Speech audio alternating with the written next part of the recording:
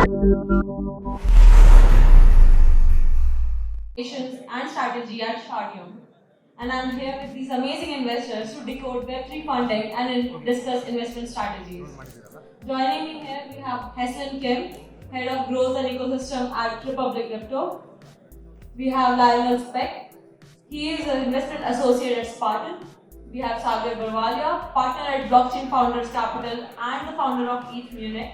And then we have Rene Darmos, founder and managing partner of Moonhill Capital and Angel Squad DAO. You guys want to add something to your profile? Yeah.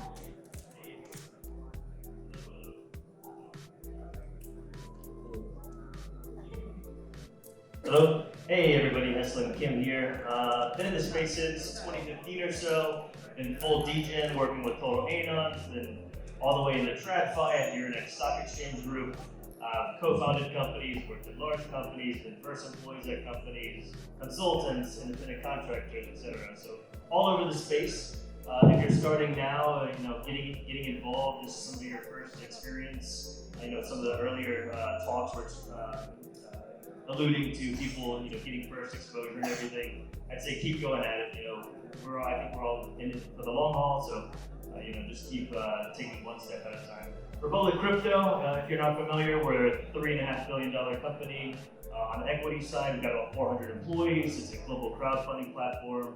We've got multiple funds, Web2, Web3. We just released Republic Note, which is one of the first dividend-bearing security tokens. Go check it out on Google. Take a look at it. And yeah, we provide advisory services, OTC treasury markets, all sorts of things. So happy to be here. Thank you. You can go ahead with the questions. Oh, nice. Thank you. All right. So to start, we're obviously in a very different market compared to last year. And we have seen recent turbulences and we are seeing a rise again in the market. So to want to understand, how can potential builders identify promising Web3 ideas and align it with the investor interest? Why don't we start with you, Heslin? Got it. I think when you're looking at the type of project that you want to move into as a builder, you really want to consider what is, other guys might have a different opinion, but I would say from an early stage, if you're not someone that's overly experienced, you don't have a list of credentials under your belt, you're not a PhD, you're a guy who's got a good idea, go with something that's trending. You need to do something that is going to have investor interest, and you might do something that is really important to you from ethos standpoint. But really, if that's not communicating itself with the market and there's no product market fit, you're going to have a really difficult time selling that. So even if you do have a product that might not be on trend, figure out in what way you can relate that to the community at large and associate it or partner in some way with whatever is going on from a thesis perspective and is trending on market. That's right. Too soon.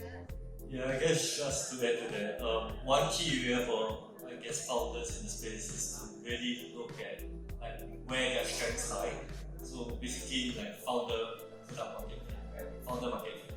Yeah, so because and in terms of the idea itself, make sure the idea is something novel, not something just incremental improvements to the existing projects out there. Yeah, so if let's say your project is just building additional features to an underlying product out there, that usually isn't going to be sufficient for the project to be successful. Because incremental improvements doesn't really bring in a whole new wave of users. So there's a whole point about distribution that the founder should think of, and whether their strengths lie in the respective products. I think let's remove the Web3 part first, right? Every ideas. So you look around the problems around you, and tech part can be solved later on. So don't worry about it. If you are not a tech guy, you can always hire the CTO. So you need to look around the problem.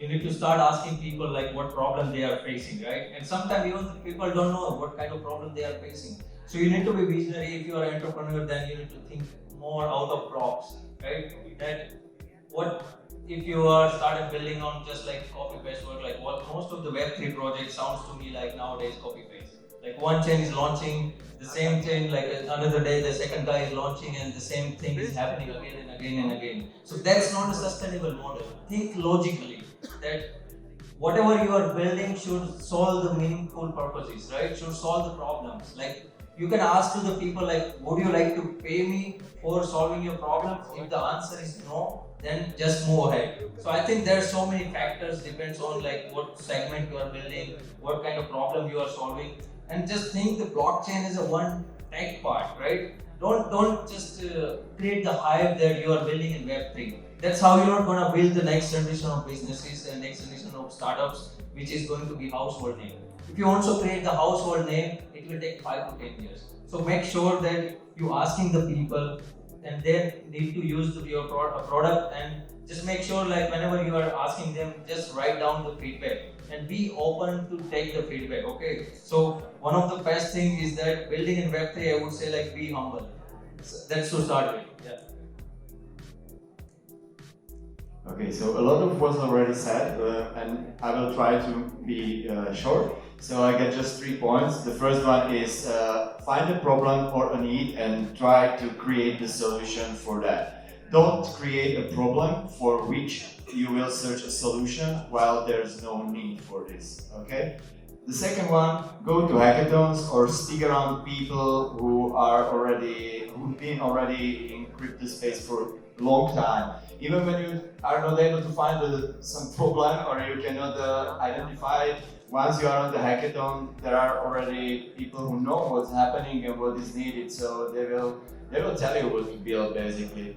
And the third part is create proof of concept, take runs, and try to build, from my point of view, some solution for like first 100 loyal customers. And when you are having some first 100 loyal customers, you already know that your concept was confirmed, and then you can scale to 1,000 customers, and suddenly you can make it very easily. Awesome. Thank you so much, guys. As you guys just touched upon evaluating the Web3 ideas, I want to know, what do you guys consider, the important factors when you guys are evaluating Web3 or even Web2 projects? And how does the Indian market comes into the picture in this? Yeah, I think I'll take this as an angel investor versus Republic Crypto. So this is Heslin talking, this is not Republic. If I look at, I've done 150 angel investments, deploy all the time, see a lot of stuff across the desk. If I'm investing into something, I want you to tell me how I'm going to make money. I don't want it to be the other way around, right? You need to tell me your product market fit. You need to tell me and sell me that you've already got user acquisition. Show me the numbers, show me the attention, show me the socials, show me some analytics, some benchmarking. Like that's what we want to see, really. Conceptually, ideation. This was 2017, 2019 era. The phase you're at, you're in a bear market. You're diluted. The market is overly saturated. Thousands of projects across the board, right? And investors are getting hit with the same type of material constantly. So you need to show us, from you as a founder, that you figured out what your product is, that you've got users, and that there is going to be traction for that product. And you've got a go-to-market strategy to eventually create some sort of revenue-bearing mechanism, either through utility of the token and or a listing that's going to eventually give secondaries for everyone. So I think that's incredibly important. I'm just being opening up the curtains here. Investors invest to make money. It's not a charitable act. It can be ethos-based, but look at meme coins and things like that. Just totally being transparent here. That's, I think, really putting it on the table, especially for early founders. There's a lot of idealism that's out there, but really it should be focused on what can I do to drive value for myself, for my team, for consumers, for retail, and for the investors that are going to be participating in the fundraising. Amazing, thank you. Lionel, you want to go? Yeah, I agree with whatever Heslin has said. I guess just to add, I think I touched on this before, but I stress this again. Founder market fit is really a very key thing that we look out for. Yeah. So apart from that, I would also stress the importance of distribution. So distribution in the market being like, and India is a huge market for this, right? So like, be it like developing an entire developer community behind it, or is it like various consumer apps that target a particular area in the market? So I mean, like the nuances in India can be quite different from other parts of the world, and I think this is an aspect that perhaps can be maybe underappreciated in other parts of the market. But yeah, this is something that yeah, India is a huge market, and that's why we also invested in the likes of like Shardeum, right? Because like yeah, the developer community is really strong, and yeah, yeah, you guys are doing a good job.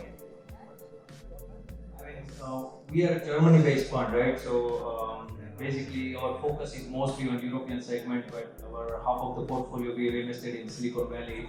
And at the fund, we are more bullish on the Southeast Asia, especially to begin with India, where we can see one of the youngest nation in the world. And if you want to build something, you need developers, and I think pretty much majority of them are sitting in our room, and I think you can find it that cost-effective talent in India. So of course, as a fund side, we are always evaluating India as an excellent opportunity, though we don't invest directly in Indian entities.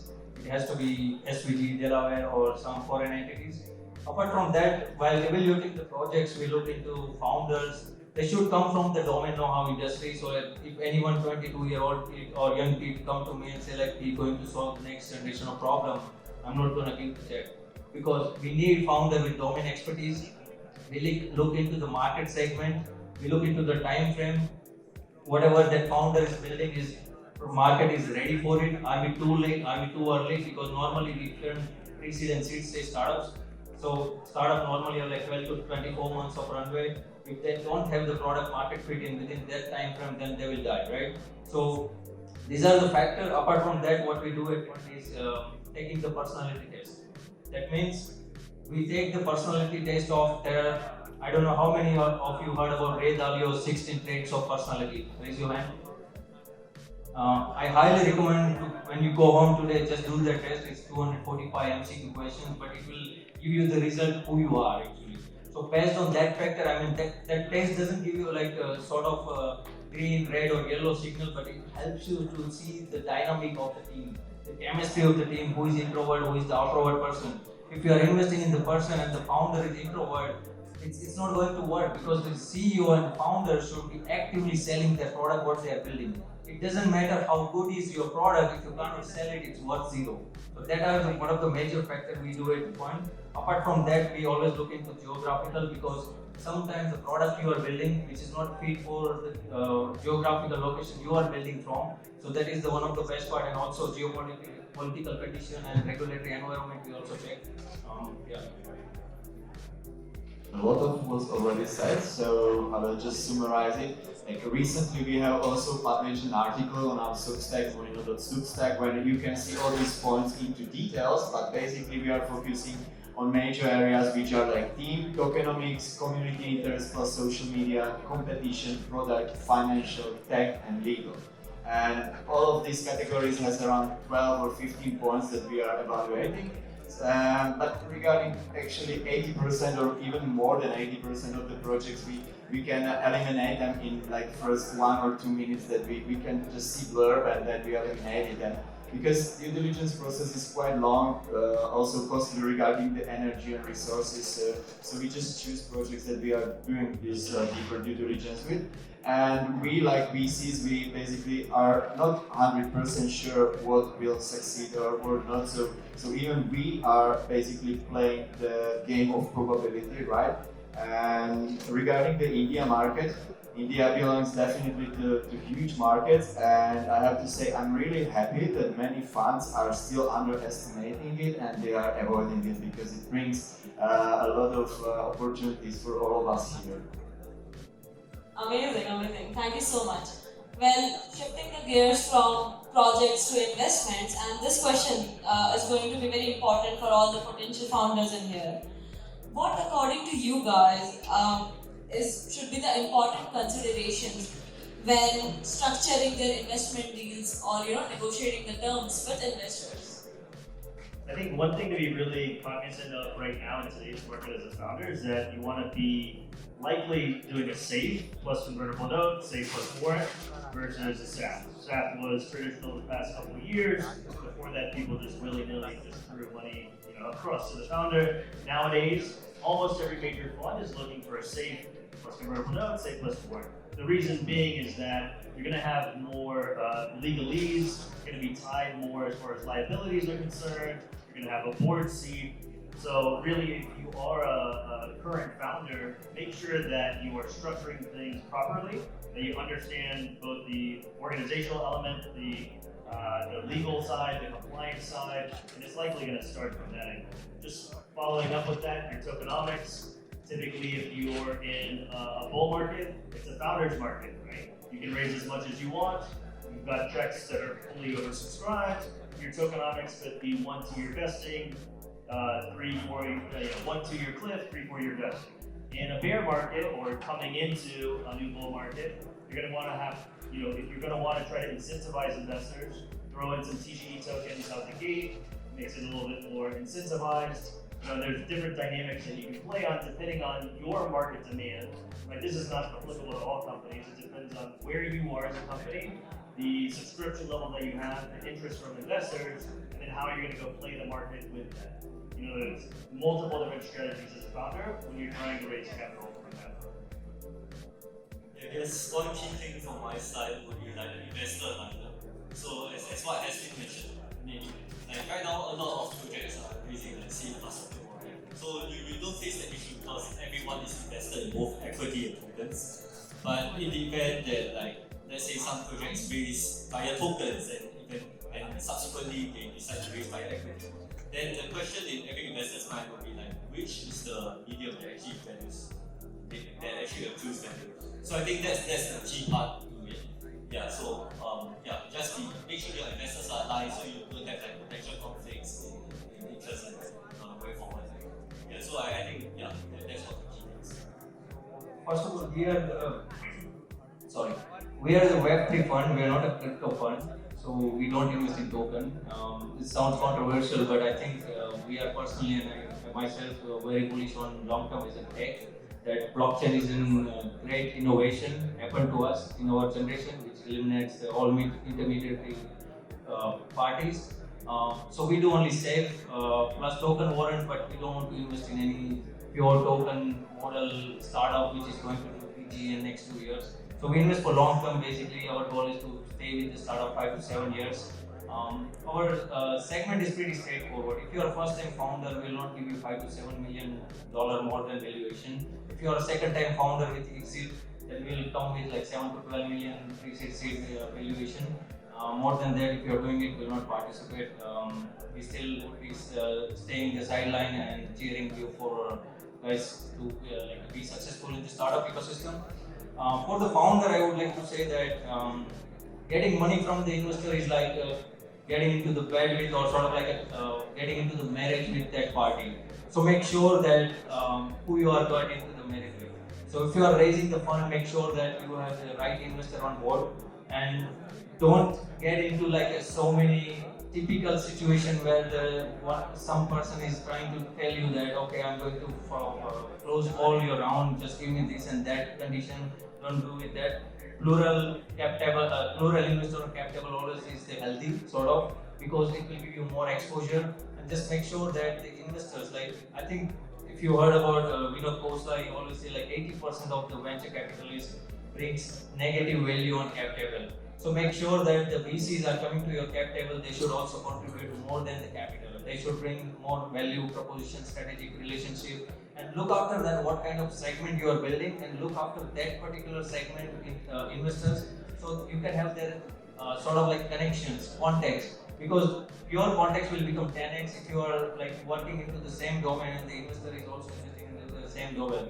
So just don't get the money for sake of having money on the cap table from XYZ investor.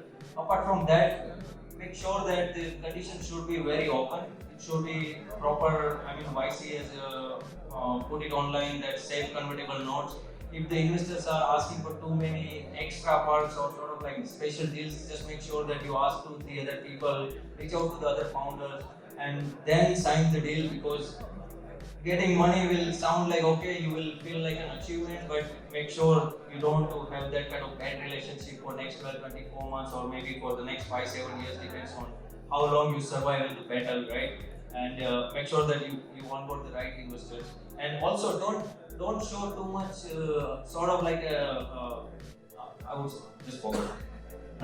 Don't show the investor that you are looking for money desperately. So don't show them that you are too desperate, you are too needy for the capital to bring on your startup, because then nobody will give you the capital. So be honest, make sure that you able to answer all the questions that other parties are asking. Even though they are asking the stupid question, answer with humble nature, because that's what the founder meant to be.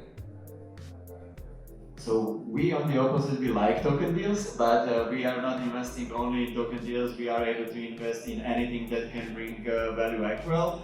And regarding the terms, like, let's be honest, if you are having good lead investor, you are negotiating the terms with lead investor, and others who are just following, they don't have that much word to the terms, and it's been already negotiated before. So and how is it structured, or what to consider?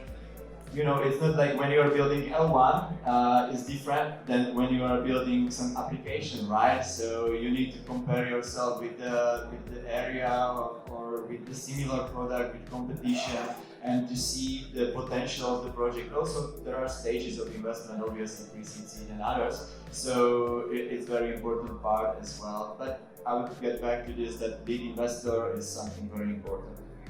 Thank you so much. I think we only have time for one more question. I've gotten the limit, but for the last question, if you can just in one sentence, if you have to tell a founder how they can advise on them, how they can raise funds, what would it be? What would it be? Like, cut it short. One sentence. Make it happen.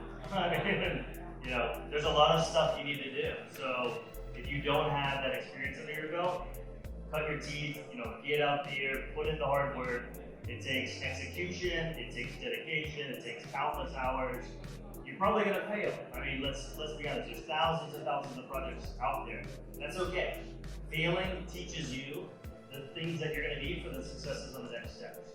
So go ahead, go out there, try some startups, try to start your own company, see if it's something investors wanna bite on. You're probably not gonna raise 20, 30 million off your first project, that's fine. You know, go out there, try to raise a couple $100K, try to go out to grants, hackathons, see if there's interest right there.